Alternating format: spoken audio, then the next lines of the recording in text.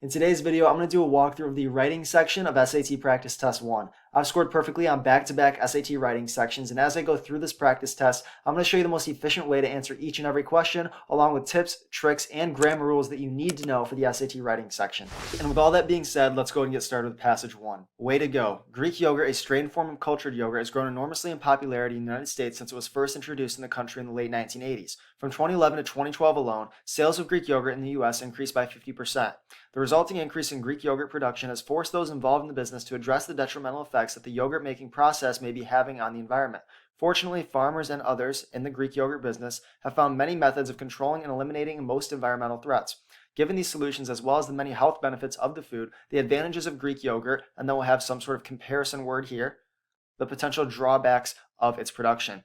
Now, if we take a look at our answer choices, we have option A, outdo, defeat, outperform, and outweigh. Now, in this case, what we would say is that the advantages outweigh the potential drawbacks. Now, I also want to touch on why answer choices A, B, and C are wrong as well. If we take a look at A, B, and C, we said that they all are really creating this sense of competition between the advantages and the drawbacks. But there's really not competition there. It's just that one has more value than the other. Okay, one outweighs the other. Okay, the advantages outweigh the drawbacks. All right, next thing I see, I have a 1 at the beginning of my next paragraph, so I'm going to go ahead and find the sentence that I have to place, and I see that that's going to be sentence number 5. Okay, so I'm going to go ahead and go to that sentence and figure out what should come before and what should come after it so I can place it on my first read through so I don't have to reread the paragraph. So we have, if it is improperly introduced into the environment, acid way runoff can pollute waterways, depleting the oxygen content of streams and rivers as it decomposes. Well, I need to have some sort of discussion of how acid way is created before sentence 5, and then after it, I could potentially have some discussion of maybe some more environmental effects that are some more harmful environmental effects of when acid way runoff is disposed improperly. And now, as far as number 3, because we can go ahead and answer that while we're here as well, if we take a look at that, we see we're dealing with tense. What we have is we have if it is improperly introduced in the environment. That's telling us that this is a hypothetical, obviously. So if you take a look at our answer choices, we can get rid of anything that has a tense that's the past tense, because obviously this didn't happen in the past. This is a hypothetical situation. So we could get rid of could have polluted waterways because this isn't a situation where something could have happened in the past. So we can get rid of C. If we take a look at B and D, we can get rid of each of those because there's an apostrophe in waterways, and waterways doesn't own anything. We see we're left with our answer choice A, which matches up with our tense of a hypothetical situation of if it is improperly introduced in the environment, acid way runoff can pollute waterways, because this is ongoing, we have to have that present tense verb there of can pollute. All right, moving on, let's go ahead and go back up to the start of this second paragraph, and let's go ahead and start reading through it. With the main environmental problem caused by the production of Greek yogurt is the creation of acid way as a byproduct. Because it requires up to 4 times more milk than conventional yogurt does, Greek yogurt produces large amounts of acid way, which is difficult to dispose of. Okay, difficult to dispose of. That's an indicator to me that I may be looking to place sentence 5 there. Next, we have to address the problem of disposal. Okay, we have to then show that there's some sort of issue there, right? We have farmers have found a number of different uses for acid way. So I see that in sentence 2, I'm talking about what I want to come before sentence 5, right? I'm talking about what's ultimately causing this production of large amounts of acid way. And then in sentence 5, I'm talking about how if it's improperly introduced in the environment, it can cause environmental damage, which then leads me into addressing that problem disposal I talk about in sentence 5. So I need sentence 5 then to come between sentences 2 and 3. So I can go ahead and answer that. It should come after sentence 2. So that'll be answer choice C. And now we can go ahead and go back up. And we can go ahead and answer question 2. So we have, they add it to livestock feed as a protein supplement. Or we have farmers have found a number of different uses for acid way, right? We've got, they can add it to livestock feed as a protein supplement. Now we're asked to provide the most relevant detail. We want to provide another example of the uses for acid way that farmers have found. Okay? If we look at answer choice A, we would have people can make their own Greek style yogurt at home by straining the regular yogurt. That's irrelevant to what we're talking about at this point. B, supplement and convert it into gas as a fuel in electricity production. Yes, that's talking about another one of the uses for acid way, right, to address that problem of disposal. So B would be our correct answer there. If we look at C, well, sweet whey is more desirable as a food additive. Once again, that's irrelevant. That's not proving what we want to prove here. And then D, provides an important element of the diet. No, we want to provide a relevant detail that's talking about how farmers are addressing this problem of disposal. So our answer there has to be B. All right, moving down, we got question number 4. So we have, yogurt manufacturers, food scientists, and government officials. That's a list of 3. We want to use commas between yogurt manufacturers and food scientists, a comma between food scientists, and then that and. Okay, so we go ahead and find that answer choice. We see that that answer choice there will be answer choice C. Okay, that's just a list, just understanding the punctuation we have to use for lists there.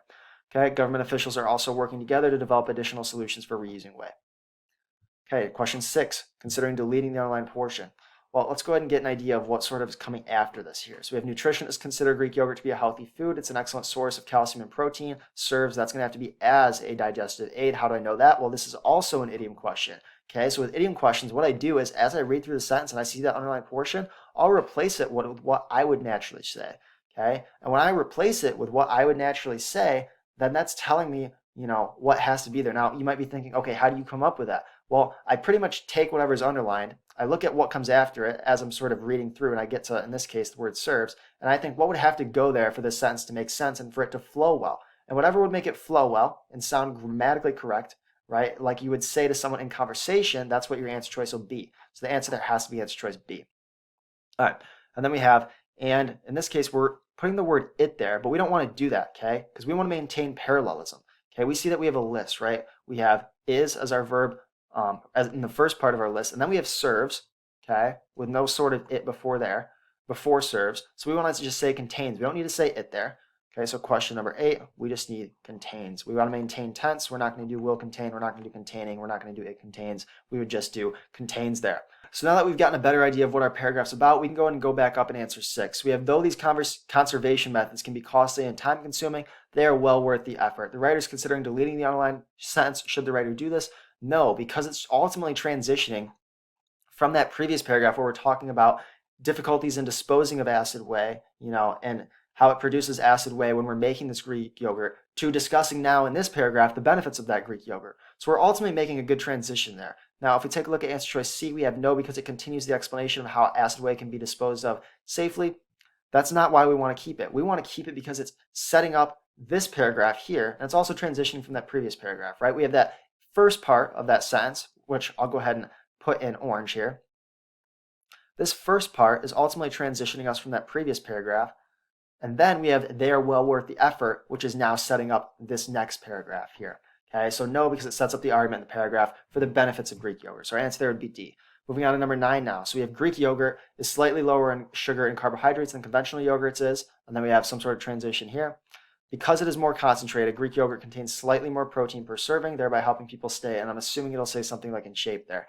Now, for this transition here, what did we talk about in the previous sentence? We talked about some advantage of Greek yogurt, right? It being lower in sugar and carbs, so a health advantage. Here, we're talking about another health advantage, it having more protein. Okay, so that we would look for something like in addition to, or in this case, it's going to be also, right? We want to show something that's showing that we are making it an add-on, right? An addition. Only answer choice that does that will be answer choice A. So A will be our answer for 9. So we have helping people stay. And then in this case, we have option of satiated, fulfilled, complacent, or sufficient. In this case, we want to show that they're being, obviously their bellies are full, right? They're not hungry. And in this case, the only answer choice that represents that would be answer choice A. They're staying satiated, which pretty much means full, for longer periods of time. It's not fulfilled. That would deal with, emotions. It's not complacent, and it's not sufficient. This question is just dealing with you knowing the definition of words. All right, next up, we have these health benefits have prompted Greek yogurt's recent surge in popularity. In fact, Greek yogurt can be found in an increasing number of products such as snack food and frozen desserts. Because consumers reap the nutritional benefits of Greek yogurt and support those who make and sell it.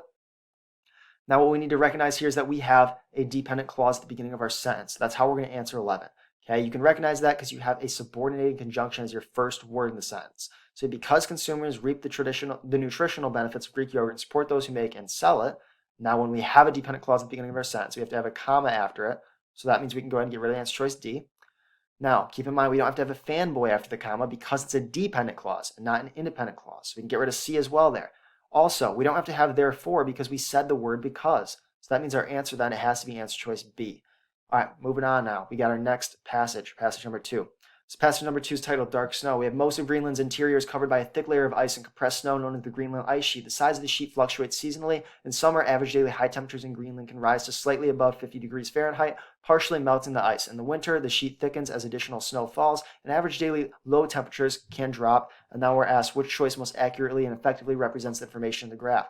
Okay, so how low can the temperatures drop? Well, let's go ahead and take a look. We see our lowest point is going to be at 12 degrees. We also know that's in the winter, but that 12 degrees was also in the winter, so we're fine there. So we know our answer there has to be answer choice B. Okay, that's the choice that's accurately and effectively representing that information in the graph. All right, moving on. We have typically the ice sheet begins to show evidence of thawing in late summer. At this point, we need to combine these two sentences. Now we see that we have an answer choices B, C, and D. They're all restating the thawing, okay, or saying something with evidence. Keep in mind that we could just ignore, right, that this follows. We could take that and we can convert it to following. Now, if we take a look at B, C, and D, they're all restating thawing. We already said that it's thawing, okay? We already said that it's showing evidence of thawing in late summer. We don't want to repeat that it's thawing, okay? That's being repetitive and being redundant, which we want to avoid pretty much at all costs on the SAT. Okay, the only time that you would allow some repetition or redundancy with the SAT is if it was absolutely necessary grammatically, and most of the time it won't be. Okay, and then if we look at answer choice D, we already said that there was evidence. Okay, so we'd be repeating the word evidence. We said that there was evidence when we said begins to show evidence in that first independent clause. So we're going to connect that with that comma and then going following. All right, next up, we got a transition between previous sentence to now this sentence, right? Or what's going on after that previous sentence. So let's go ahead and read on. We have, in the summer of 2012, virtually the entire Greenland ice sheet underwent thawing at or near its surface by mid-July, the earliest date on record. Well, that's not providing an example of thawing occurring in late summer. Okay, mid-July would be more so midsummer or early summer. Okay, in this case, we're told it's the earliest date on record. So that's not an example. Okay, so answer choice A is incorrect. What it is it's a contrast from the typical behavior of the ice sheets and when it thaws. So we want to indicate that contrast with the word however. Next, we have most scientists looking for the causes of the Great Melt of 2012 have focused exclusively on rising temperatures. The summer of 2012 was the warmest in 170 years, records show. And then we have but Jason Box, an associate professor of geology at Ohio State, believes that another factor added to the early thaw. Now notice how I went ahead and put that comma after Ohio State. How did I know to do that? Well, in this case, what we have is a non-essential phrase or clause. Now that non-essential phrase or clause, I will go ahead and highlight that for you. That's an associate professor of geology at Ohio State. If we were to take that out, the sentence still makes perfect sense. We would have, but Jason Box believes that another factor added to the early thaw. So as we can see, we can take that out. Now keep in mind, anytime that we have a non-essential phrase or clause, we can offset it with either two commas, two parentheses, or two em dashes. In this case, we are looking at commas. So let's go ahead and look at our answer choices. Find the answer choice that has that. We know A and B are going to be incorrect there. Same thing with D. Our answer there has to be answer choice C. All right, moving on to 16. Believes that another factor added to the early thaw. Looks like we're just going to be dealing with punctuation, potentially a couple words after that punctuation. Big thing that we need to recognize here. In the case of answer choice no change, we don't have an independent clause following that semicolon, so we know that answer choice A would be incorrect. Okay, the dark snow problem is not an independent clause. If we take a look at answer choice B, saying and it was, that's getting wordy. Okay, that's wordy. We want to avoid wordiness. Looking at answer choices C and answer choices D. If we take a look at answer choice D, we don't need to add being there. Okay, if we're going to use a colon, which we are going to use here, we don't need to add being. Okay, we can just put that colon there and then say the dark snow problem. Why can we do that? Well, because it's explaining or illustrating, what came before it. It's telling us what that factor was. And since it's telling us what that factor was, we can just use a colon and then state what the factor was. All right, moving on to question number 17. According to Box, a leading Greenland expert, tundra fires in 2012 from as far as North America produced great amounts of soot, and then we know that we can't use it. We know we can't use soot. We also know that we can't use delete the underlined portion, because if we did that, and we look at this, we have drifted over Greenland in giant plumes of smoke and then fell as particles onto the ice sheet. Well, that would be another independent clause. And we already have an independent clause before that in tundra fires in 2012 from as far as North America produced great amounts of soot. So we can't have two independent clauses and only connect them with a comma and not one of the fanboys. So we know that our answer has to be C. And as we can see in C, we'd be using the correct relative pronoun to indicate that we're referring to those amounts of soot, right? We see that then the soot, some of which, referring to the soot, drifted over Greenland in giant plumes of smoke and then fell. How do we know that it has to be fell? And our answer for 18 will be no change. Well, we know that because we have the past tense going on, okay? It produced great amounts of soot, which drifted, okay? We have two verbs, past tense. We have to continue on with that past tense. Our answer there has to be fell. Moving on, we have scientists have long known that soot particles facilitate melting by darkening snow and ice, limiting, okay? And then we're going to have some sort of pronoun there. Keep in mind it has to be there because we're referring to snow and ice. That's two things, that's plural. Okay, in terms of which there it's going to be the there. That's showing that something is plural and possessive, which is answer choice D. All right, let's keep going. We have, as Box explains, soot is an extremely powerful light absorber. It settles over ice and captures the sun's heat. The result is a self-reinforcing cycle. As the ice melts, the land and water under the ice become exposed, and since land and water are darker than snow, the surface absorbs even more heat, which, and now we're told to complete the description of a self-reinforcing cycle. So we would want to focus on the fact that we are reinforcing the cycle of additional melting, right? We have the ice melts. Okay, if we go scroll up a little bit, we know that this cycle that we're referring to, right, is ice continuing to melt. We know that the topic of this passage is really about the thawing of this ice. So we want to focus in on that. So we don't want to focus in on raising surface temperature or rising temperatures or cooling. We want to focus on that continuation and that reinforcing cycle of continuing melt, okay, additional melting going on from there. All right, moving on now, we got question number 21 and 22. Okay, once again, I see a 1 here. I'm going to go find sentence 4, see where to place it. So we have boxes currently organizing an expedition to gather this crucial information. That means before this sentence, I have to have an indication of what that crucial information is. Let's go ahead and read through. Boxes research is important because the fires in 2012 may not be a one-time phenomenon. According to scientists, rising Arctic temperatures are making northern latitudes greener and thus more fire-prone. The pattern box observed in 2012 may repeat itself again. I already said repeat, so I don't need again there. And I look at my answer choices. We have itself, comma, we have with damage. I say harmful effects after, so I can get rid of C. Saying damage and harmful effects is redundant. And then we have itself possibly. I already said may after 2012, so saying possibly would be redundant. My answer there has to be B. All right, we got to keep reading on. We can skip sentence 4. The next step for Box and his team is to travel to Greenland to perform direct sampling of the ice in order to determine just how much the suit is contributing to the melting of the ice sheet. So we see that in this case, he has to gather data. He has to get that direct sampling of the ice. Okay, so that's telling us that crucial information he has to find, which means that answer choice, sentence 4 then has to be placed after sentence 5. So our answer there would be D for number 22. All right, moving on to passage number 3, co-working, a creative solution. When I left my office job as a website developer at a small company for a position that allowed me to work full-time from home, I thought I had made it. I gleefully traded in my suits and dress shoes for sweatpants and slippers, my frantic early morning bagged lunch packing for a leisurely midday trip to my refrigerator. The novelty of this comfortable work-from-home life, however, soon got wore off quickly. Now keep in mind, we say quickly here, so we don't need to have soon. At the same time, we also don't need to have promptly either, because promptly and quickly mean the same thing. Therefore, our answer there's got to be answer choice D, to avoid repetition and redundancy. Moving on, we have within a month, I found myself feeling isolated, despite having frequent email and instant messaging contact with my colleagues, having become frustrated trying to solve difficult problems. Okay, now keep in mind that that's an introductory modifying phrase that has to modify the author here. Okay, so what comes after there? It should be I, which we see in answer choice D. Answer choices C, B, and A. They all have the incorrect person or object being modified by the introductory modifying phrase. It has to be her, which in this case, since she's writing it, is I. And then moving on, we have it was during this time that I read an article, something, co-working spaces. If I take a look at my answer choice, I see this is going to be an idiom question. Okay, we would say that it's an article about co-working spaces. We wouldn't say it's an article into, upon, or for. Those are all not idiomatic. Our answer there has to be answer choice B. Moving on. The article published by Forbes magazine explained that co-working spaces are designated locations that for a fee individuals can use to conduct their work. The spaces are usually stocked with standard office equipment, and then we have such as photocopiers, printers, fax machines. In this case, what we want to make sure is we have the correct punctuation surrounding such as. We see that because all our answers have the same words, just different punctuation. Keep in mind here that when we say the spaces are usually stocked with standard office equipment, that's an independent clause, right?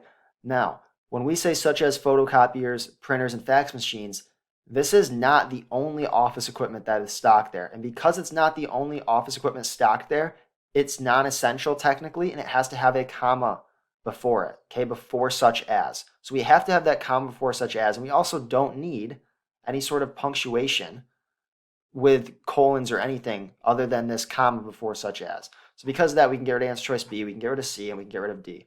So if you have such as, and it's non-restrictive, meaning that there are other examples as well of the office equipment that is held in these spaces, then you have to have the comma before such as. But if it was restrictive, and in that case it would be this is the only office equipment there, then you wouldn't have any commas here at all. Okay, but in this case we see that it's non-restricted, therefore answer there has to be A.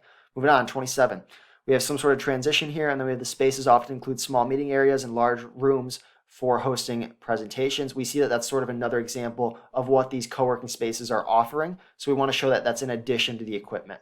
Okay, we wouldn't say for these reasons, we wouldn't say likewise, and we also would not say in these locations, however. Okay, none of those would make sense as a logical transition from that previous sentence into this next sentence.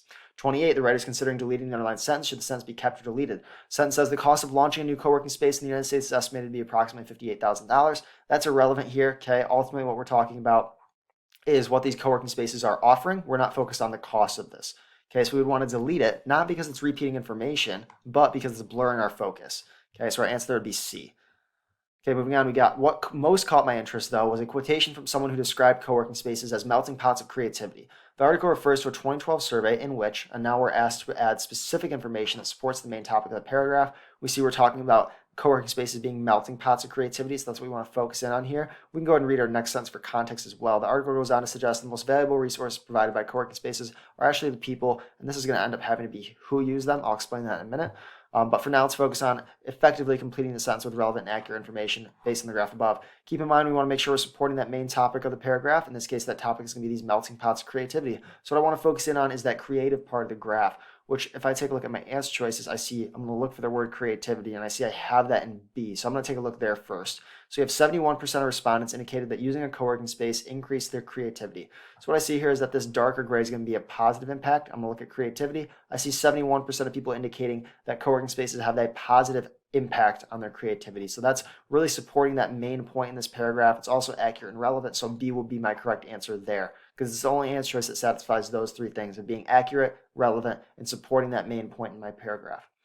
All right, next thing, question 30. So how do I know that it has to be who used them? Well, when you're trying to decide on who versus whom, what you have to keep in mind is that you use who when referring to the subject. Okay, you would use whom if it's the object, right, of some sort of verb or preposition. Okay, if what you're referring to is the object of a verb or preposition, that's when you would use whom.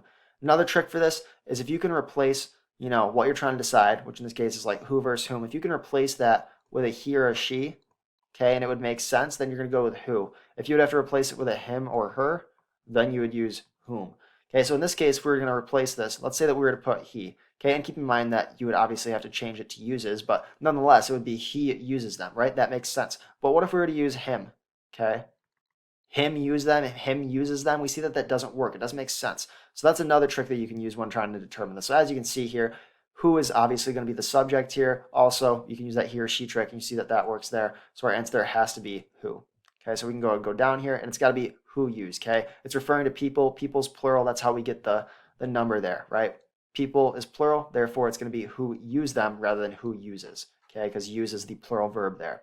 All right, moving on, we got a 1 here. Let's go ahead and find the sentence we got to place. We see we want to add the following sentence. After filling out a registration form and taking a tour of the quick tour of the facility, I took a seat at my table and got right to work on my laptop. So I want to see her entering the building because obviously now she's filling out the form and taking that quick tour. And then afterwards, I want to talk about something with her completing this work now. So we have thus, even though I had already had all the equipment I needed in my home office, I decided to try using a co-working space. Because I was specifically interested in co-working's reported benefits related to creativity, I chose a facility that offered a bright open work area where I wouldn't be isolated. Okay, so she's now sort of entering or choosing a facility. And next, I have throughout the morning, more people appeared. That's indicating she's already started work. So I want to place this then after sentence 2. Okay, she's sort of signing that contract, and then she's sort of starting working, and then after that, she's seeing people enter, right? Throughout the morning, more people appearing. So we're going to want to place that after sentence 2. Moving on, we got periods of quiet during which everyone worked independently. We're broken up occasionally with lively conversation. I like the experience so much that I now go to the co-working space a few times a week. Over time, I've gotten to know several of my co-working colleagues, and then we're listing out those colleagues: another website developer, a graphic designer, a freelance writer, and several mobile app coders. All right, well, when we're listing like this, we obviously can't use a semicolon because it's not an independent clause. All right, we need to have some sort of punctuation to tell us that we're having that list. Okay, so answer choice D is incorrect. We can't just use a comma, okay, because if we were to do that, we would be including co-working colleagues in that list, and that's not what it is. Okay, co-working colleagues is describing the rest of this list, but it's not a part of the list itself, which is why we can't use that comma there. Instead, we're going to use that colon to introduce this list, which contains another website developer, a graphic designer, and so on. All right, now we got 33. So even those of us who work in disparate fields are able to, and then we have either share advice, give some wisdom, proclaim our opinions, or opine. Opine, obviously that's not fitting with the tone of this passage, so we can go ahead and get rid of that. Proclaim our opinions and give some wisdom, also not really fitting with tone. Also, they are very wordy, okay? B and C are both wordy there. Answer choice A, it's concise, straight to the point, fits our tone. So A will be our correct answer there. In fact, it's the diversity of the talents, and then actually we're done with that passage, so we can go ahead and move on. Okay, the constellations of philosophy. Long viewed by many as a stereotypical useless major, philosophy is now being seen by many students and prospective employers as in fact a very useful and practical major, offering students a host of transferable skills with relevance to the modern workplace. And then we have some sort of transition. Philosophy is the study of meaning and the values underlying thought and behavior. Well, that is ultimately describing philosophy in broad terms. We're not giving an example, we're not contrasting, and we're not using nevertheless there, right? Obviously, we are describing what philosophy is in broad terms. Next, we have but, and then something dealing with, oh, wow. So we have a lot of wordiness in B, C, and D is what I'm seeing already. We want to focus in on it being more pragmatically. The discipline encourages students to analyze complex material, question conventional beliefs, and express thoughts in a concise manner. In this case, what we want to focus in on is concision for this question, okay? We don't want to say speaking in a more pragmatic way because obviously no one's really speaking, and also we can just say, but more pragmatically, okay? The author's writing, so we don't have to say speaking. Okay, and then once again, speaking in D, we don't have to say that the author's writing, we know it's their opinions. Okay, so our answer there has to be A. All right, moving on, we have because philosophy, and this will have to be teaches students. How do we know that? Well, in this case, we have because philosophy teaching students. Obviously, that's not the correct tense there. Okay, it has to be teaches. We wouldn't say because philosophy to teach students. Once again, wrong tense. We wouldn't say because philosophy and teaching students. There's no list there. Okay, so that one right there should be pretty easy. If you identify an answer, there's got to be B. Moving on, students not what to think, but how to think. The old age discipline offers consistently useful tools for academic and professional achievement. Question 37, which choice effectively sets up information that follows? That means we have to read on before we can answer it. A 1994 survey concluded only 18% of American colleges required at least one philosophy course. Some sort of transition here. Between 1992 and 1996, more than 400 independent philosophy departments were eliminated. All right, obviously, we see both of those showing colleges aren't valuing philosophy, right? They're cutting down on programs. There's not much programs to begin with.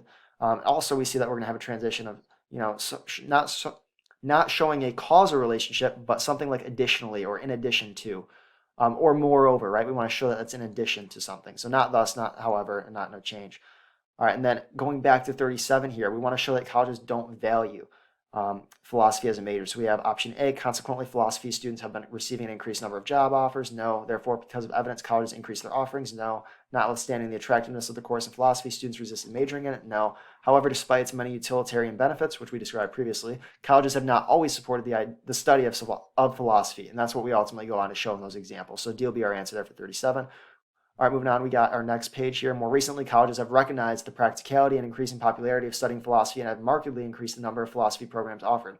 By 2008, there were 817 programs, up from 765 a decade before. In addition, the number of four-year graduates in philosophy has grown 46% in a decade. Also, studies have found that those students who major in philosophy often do better than students from other majors in both verbal reasoning and analytical writing.